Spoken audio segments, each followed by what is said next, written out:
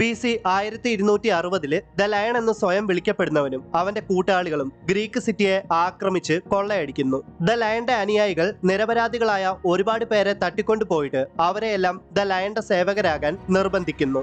ആ കൂട്ടത്തിൽ നോണി എന്ന ഒരു സ്ത്രീ ഉണ്ടായിരുന്നു. യഥാർത്ഥത്തിൽ നോണി ഒരു സാധാരണ സ്ത്രീയല്ല, അവൾ ഒരു സ്പൈ ആണ്. 6 ആഴ്ചകൾക്ക് മുൻപ് ഡോറ മിലാജയുടെ ലീഡറായ അക്കേയ ദ ലയണെ പിടികൂടാൻ വേണ്ടിയിട്ട് നോണിയെ അയച്ചതാണ്. നോണി യഥാർത്ഥത്തിൽ ഒരു ഡോറ മിലാജയായിരുന്നു. അവളുടെ ശാഠ്യ സ്വഭാവം കാരണം ഡോറ മിലാജയിൽ നിന്ന് അവളെ പുറത്താക്കിയതാണ്.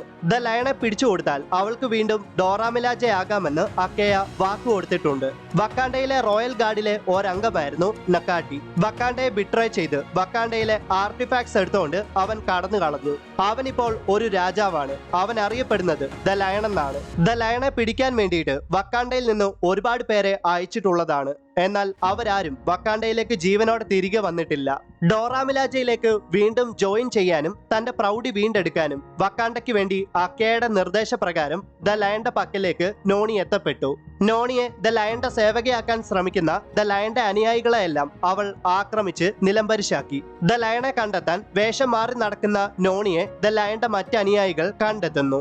അവൾ രക്ഷപ്പെട്ടോടുന്ന വഴിക്കെല്ലാം അവളെ ആക്രമിക്കാൻ എത്തുന്ന ദ ലയന്റെ അനുയായികളെയെല്ലാം നോണി കൊല്ലുന്നു. അങ്ങനെ അവസാനം ദ ലയൺ എന്ന് വിളിക്കപ്പെടുന്ന നക്കാട്ടിയെ നോണി കണ്ടുമുട്ടി. വക്കാണ്ടയിലെ ഹട്ടൂട്ട് സരാസ എന്ന ഗ്രൂപ്പിലെ ഏജൻസിൽ ഒരാളായിരുന്നു നക്കാട്ടി. വാർഡോഗ്സ് എന്നാണ് ഇപ്പോൾ അവർ അറിയപ്പെടുന്നത്.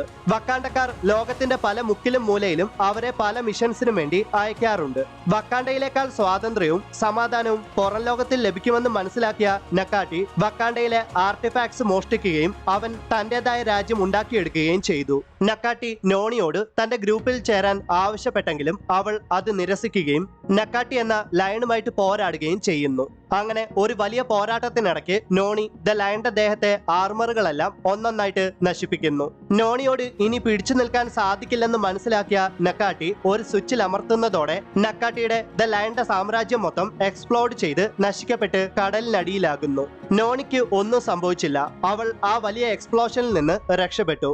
വക്കാണ്ടയിലേക്ക് മടങ്ങിയെത്തിയ നോണിയെ അക്കേയ അഭിനന്ദിക്കുന്നു. നോണിയെ ഡോറ മിലാജയിലേക്ക് തിരികെ കയറ്റാമെന്ന് അക്കേയ സമ്മതിക്കുന്നു. എന്നാൽ നോണി അതിന് സമ്മതിക്കുന്നില്ല. ഒരു ഡോറ മിലാജ ആകാതെ തന്നെ തനിക്ക് വക്കാണ്ടയെ സേവിക്കാനാകുമെന്ന് നോണി പറയുമ്പോൾ അക്കേയ നോണിയെ വാർഡോഗ്സിലേക്ക് ക്ഷണിക്കുന്നു.